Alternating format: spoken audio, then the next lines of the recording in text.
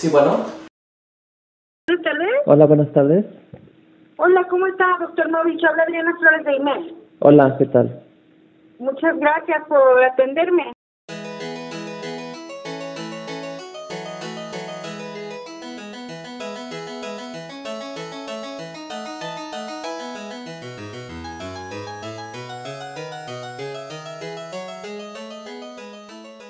Sí. Pues, doctor, si nos puede comentar en su experiencia con lo que ha ocurrido con la pandemia de COVID-19, ¿qué es lo que ha notado respecto a la salud mental de la población que usted atiende? Bueno, pues en primer lugar, la población que normalmente atendemos, los profesionales de la salud mental, sabemos que de entrada viene a entrar dentro de esta categoría que se le ha llamado población de riesgo o población vulnerable, porque ellos entran en la cuarentena ya con un trastorno mental o algún problema de salud mental, ¿no? Y que, digamos, en el caso de pacientes que venían padeciendo síntomas ansiosos o síntomas depresivos o alguna otra condición que tuviera que ver con algún trastorno mental, pues ya de entrada el contexto o el escenario no es el más ideal para favorecer una recuperación. Algo que nos ha preocupado a nosotros no solamente es el hecho de que los niveles de tensión en casa pueden incrementarse por el encierro, y esto es algo que todos los que trabajamos en el campo lo entendemos por la simple y sencilla razón de que somos seres sociales por naturaleza, y entonces el confinamiento siempre agrega algo de estrés. Claro que hay sus excepciones. Me ha tocado conocer pacientes, algunos niños, adolescentes que les ha venido bien el confinamiento, ¿no? Pero son casos contados. A la inmensa mayoría de las personas eso les ha generado estrés, malestar emocional. De hecho, hay algo que se ha descrito, ya tiene algunas décadas que se describió, que fue la neurosis de fin de semana, que esa la describe Viktor Frankl, y que habla del malestar emocional que se le genera a una persona que está acostumbrada a trabajar todo el tiempo, a ir de aquí para allá, y que de repente viene el fin de semana y hay menos responsabilidad o menos compromiso laboral y empiezan a sentirse mal, ¿no? Quizá porque a lo mejor el movimiento, la actividad, el tener en mente temas laborales, pues dejaba detrás de la raya a lo mejor otros conflictos que estaban ahí presentes, pero que se podían ir como que atenuando, ¿no? Con las actividades de la vida cotidiana. Y este momento de encierro, de disminución de la actividad laboral, pues sí pudiera hacer que entonces estos conflictos que se mantenían a raya, por así decirlo, empiecen a crecer, ¿no? Y que entonces si un paciente ya estaba padeciendo algún síntoma y que igual estuviera bien controlado, pues sí se encuentra ya en el riesgo de tener una recaída. Y que también algo que hemos visto es que durante el confinamiento también se llegó a ver que muchos pacientes cancelaron sus citas, y es entendible por el miedo a contagiarse, aunque hay que tomar en cuenta que finalmente toda la atención médica, y aquí metemos por supuesto la salud mental, pues ha continuado siendo una actividad esencial, ¿no? Aunque el sector salud le ha apostado muchísimo a la atención al COVID, ¿no? Porque pues es la emergencia sanitaria, pues también ha buscado no descuidar otros problemas de salud de la población, ¿no? Desde una muela picada y más aún, no sé, un caso de esquizofrenia, de trastorno bipolar, de depresión grave con intento de suicidio. Y hay algo que en general nos preocupa a los psiquiatras, que es un problema grave y que aparentemente sería sencillo de evitar, que son los casos de recaída. Digo que es grave porque así como están tratando de evitar que el sistema de salud colapse por los casos de COVID, y que parece que se ha manejado bastante bien esta situación, pues sí pudiera ser que en las próximas semanas o a lo mucho en los próximos meses los servicios de salud mental empezaran a colapsar ahora, ¿no?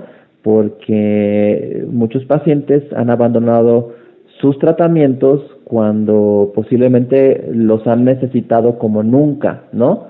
Ya sea porque no salieron para recibir su consulta de psicología o psiquiatría, o no fueron a comprar un tratamiento farmacológico que estaban recibiendo y que les era necesario, o incluso por la misma economía, ¿no? Los pacientes que estaban en el medio particular, pues a lo mejor se la pensaron 2 veces para gastar su dinero en un psiquiatra particular, en un terapeuta particular, o gastar su dinero en un medicamento que ellos adquirían por cuenta propia y que no dependía de una institución.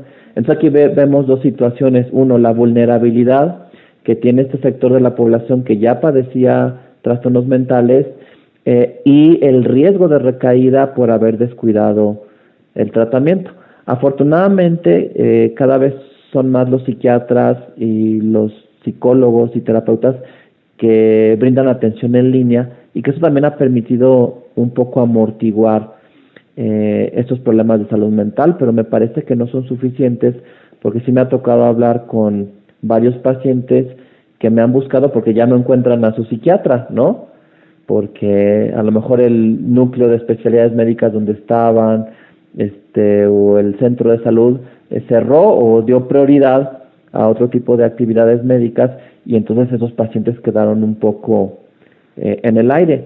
Entonces, así como estamos viendo que se genera una curva de contagios y que se está buscando que se aplane y que empiecen a descender y que parece que se ha ido logrando eso, hay que tener en cuenta que conforme empiece a bajar la curva de contagios, va a empezar a subir también una curva de trastornos mentales, que también va a llegar a su punto máximo, y entonces aquí los que trabajamos en el área de la salud mental, lo que nos preocuparía es que se dispare esta curva, que esta curva no se aplane y que entonces lleguen a colapsar los servicios de salud mental, que de hecho el mismo subsecretario López-Gatell hace unos días en la conferencia de la noche, él reconoció que en México los servicios de salud mental tenían muchas deficiencias, el servicio todavía era muy precario y entonces realmente México tendría que prepararse y dejar estos servicios al 200%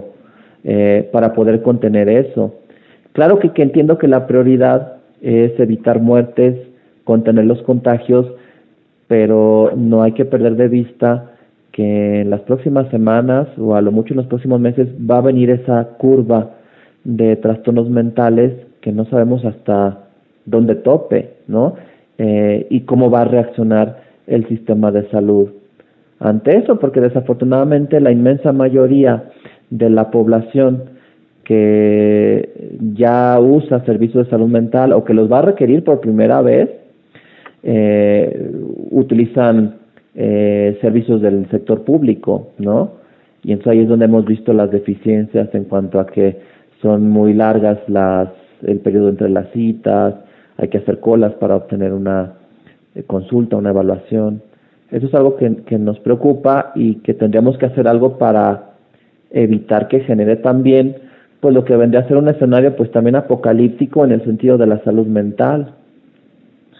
Híjole, lo que está diciendo es muy fuerte.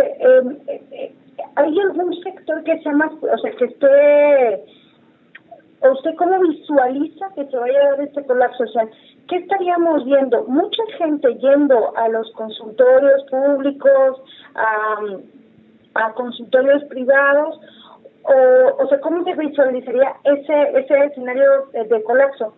Esa imagen por un lado, o también personas ya recurriendo a otro tipo de métodos muy extremos movidos por la depresión o la ansiedad, como o intentos de suicidio. Sí, mira, afortunadamente lo que creo que sí se ha podido hacer bien y que ha sido un recurso es que durante estas semanas difíciles la población sí ha podido tener acceso a recibir un apoyo en línea, ¿no? Okay. Ya sea que marquen al 911 y de ahí se canalice hacia un servicio que dé atención telefónica a la salud mental o a la línea de la vida, que se le ha hecho mucha promoción. Aquí en Jalisco tenemos una línea de intervención en crisis. Entonces, esa parte me parece que se ha hecho bien. Y claro que si empezara a haber una exacerbación de los síntomas de un paciente, pues este contacto telefónico sí haría que la persona que está dando la atención pues derive al paciente a un servicio ya presencial, ¿no? Y que aquí también dependería del tipo de derechohabiencia o la región en la que se encuentre la persona, porque también es claro que el nivel de contención que se puede dar a nivel telefónica tiene sus limitaciones, ¿no?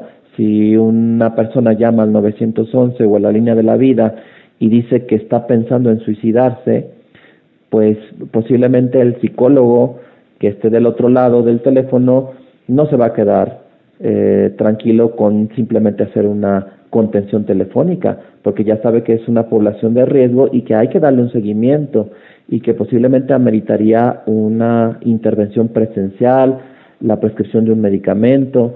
Entonces ahí se van a ir haciendo derivaciones, pues ya sea al IMSS, al ISSSTE, a instituciones de la Secretaría de Salud, y entonces aquí es donde empezaría a verse ese riesgo de colapso, ¿no? No tanto porque la gente lo busque, y de hecho en algunas instituciones no es tan fácil llegar y decir, quiero que me vea el psiquiatra, ¿no? Hay filtros para poder llegar a un especialista de este ramo.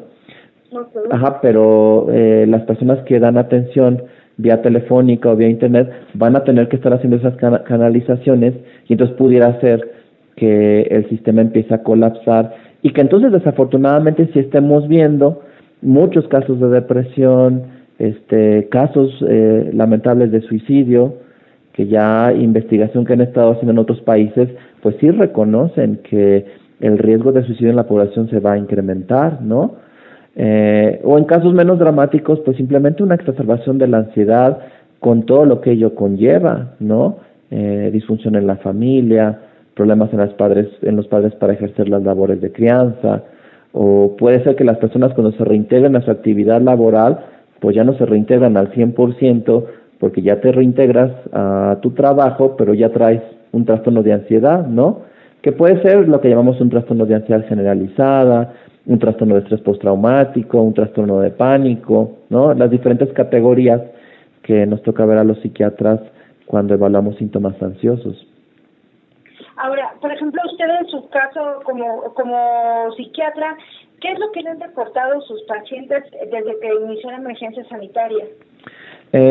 Síntomas generalmente de ansiedad relacionado con el encierro y una mayor tendencia a padecer insomnio. Eso ha sido una constante. Casi me atrevería a decir que arriba del 90% de mis pacientes han empezado a padecer insomnio, que ahí ya es como un foco rojo, porque los problemas en el sueño te pueden hablar de muchas cosas cuando hacemos una evaluación de la salud mental, ¿no?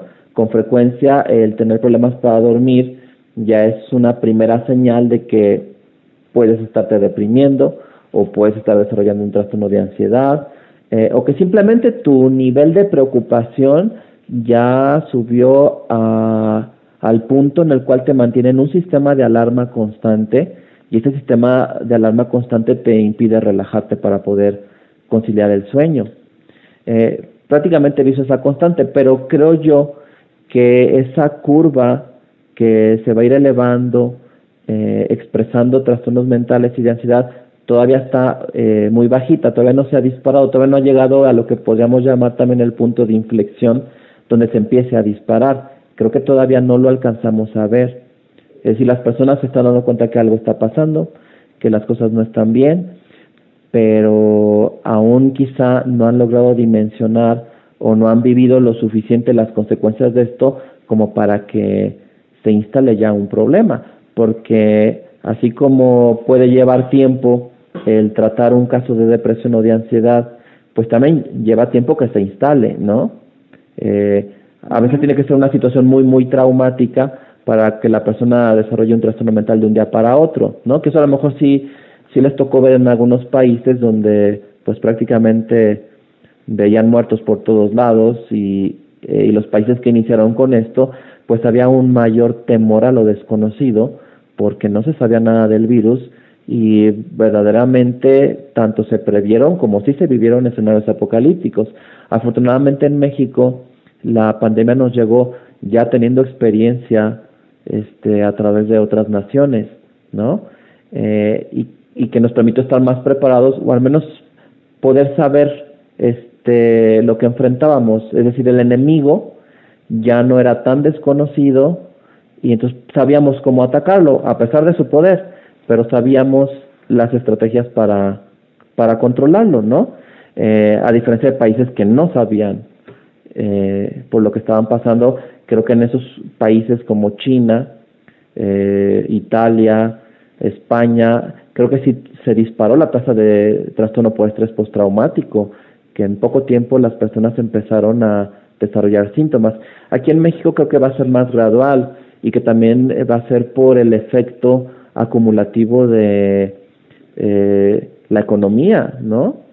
El hecho de que las familias, no sé, a lo mejor ahora ya van a poder salir un poco más, pero pues ya no tienen dinero, no sé, para ir a comer, para hacer un pequeño viaje, ¿no? Para alguna actividad recreativa.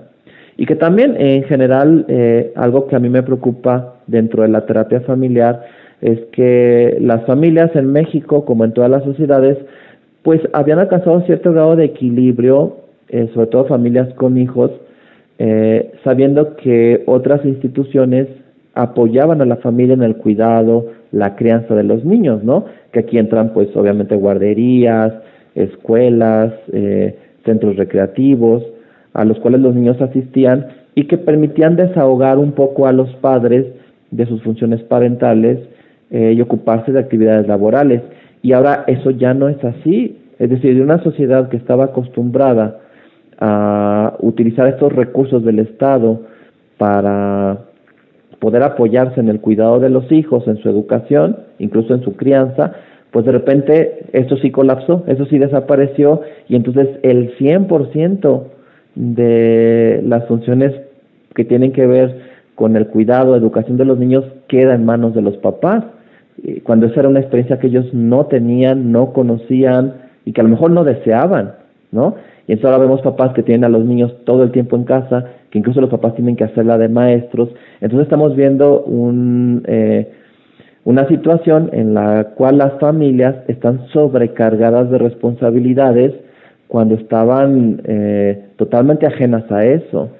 Entonces, sí ha pasado que muchas madres de familia, que en el caso de México, por las pautas que tenemos, son las que se involucran más con el cuidado de los hijos, pues están desarrollando un desgaste. Incluso hasta podríamos hablar de lo que se llama burnout o un síndrome de desgaste, de un agotamiento, y que entonces esta madre de familia que a lo mejor ya entró a la pandemia con un cierto nivel de desgaste porque a lo mejor era una madre soltera y apenas podía con la situación que le tocaba vivir de manera cotidiana, pues ahora teniendo a los hijos en casa, teniendo que supervisar que tomen clases, a lo mejor haciendo trabajo en línea, en home office, pues entonces eso está sobrecargando a los miembros de la familia, sobre todo a los progenitores, y ahí se está probando su capacidad para mantener su salud mental, que pues no todos lo van a lograr, ¿no? Yo veo esto como una radiografía, es decir, el meterle esta atención a las familias nos va a permitir ver qué tan sanas eran nuestras familias, qué tanta capacidad tenían para dar ese extra y mantener el sistema familiar a flote. Entonces creo que también va a haber casos de separaciones, de divorcios, de violencia entre cónyuges, entre padres e hijos, que van a tener que ser tratados por profesionales de la salud mental, ¿no? O incluso por las autoridades. Ahora, yo nada más por último, el grupo o los pacientes que usted considera más vulnerables en este momento, ¿quiénes serían? En general, no me referiría yo a un grupo de edad. Yo más bien me referiría a las personas que actualmente ya tienen una condición de salud mental. Como decía al principio, o sea, que ellos ya entraron a la pandemia y ya tenían un diagnóstico. O sea, digamos que yo ya estaba deprimido cuando empezó la pandemia, o yo ya tenía un trastorno de ansiedad cuando empezó la pandemia, o yo ya tenía un trastorno obsesivo compulsivo, padecía fobias, ya era una persona nerviosa. Esa es la población más vulnerable. Que afortunadamente, o lo quiero creer así, esta población ya está detectada. Y entonces lo que se tendría que hacer es rastrearlos no sé, los pacientes tienen un expediente en las instituciones, ¿no? Donde llevan tratamientos y que el personal administrativo pudiera hacer una llamada telefónica, sobre todo si un paciente no acudió a su cita. Por ejemplo, aquí los servicios públicos de salud mental, como el Instituto Jalisciense de Salud Mental, han seguido operando con normalidad, pero lo que se ha pasado es que los pacientes han dejado de ir a sus citas, porque algunos, aunque este servicio está en un espacio pues relativamente céntrico en la zona metropolitana, pues sí recibía pacientes de municipios más alejados o de zonas aledañas o municipios del estado de Jalisco que están a 2 o a 3 horas del centro de salud. Entonces los pacientes obviamente se la pensaron para hacer este traslado en transporte público por el miedo al contagio y tienen razón, ¿no? Entonces este ausentismo en las citas, pues después nos va a pasar la factura, ¿no? Ese paciente que ya no fue a su consulta porque no quiso salir de casa y se entiende para no transportarse y hacer 2 horas al centro de salud mental, pues después va a llegar a lo mejor, pero ya no al servicio de consulta externa como era anteriormente, sino a lo mejor ya va a llegar al servicio de urgencias, ¿no? Ya con síntomas más graves que requieren otro tipo de intervención ya distinta, a lo mejor ya con un riesgo de suicidio, en el caso de pacientes predispuestos a ellos, a lo mejor síntomas psicóticos, ¿no? Alucinaciones, delirios, desorganización del pensamiento, incluso casos graves que requieran internamiento psiquiátrico, que eso también puede pasar, y que entonces también llegue el momento en el cual el sistema de internamiento psiquiátrico también colapse porque ya no tengan suficientes camas. Y entonces no sepan qué hacer con pacientes que se encuentran con la conducta desorganizada, con síntomas psicóticos, con riesgo para ellos mismos de lastimarse, de perder la vida en un intento de suicidio y que no haya espacio para poderlos atender. Entonces, yo lo que recomendaría es que el sistema de salud hiciera un rastreo de esa población que ya está registrada porque tienen expediente donde vienen los datos, entre ellos el teléfono, y que se hicieran llamadas de seguimiento a ver qué ha pasado y evitar el riesgo de un recrudecimiento en la condición de salud mental o en los síntomas. Ok, pues le agradezco mucho, doctor. Eso sería todo por mi parte. Ok, bueno. Muchas gracias. Sí, gracias por tu interés. No, nada más. Está muy bien.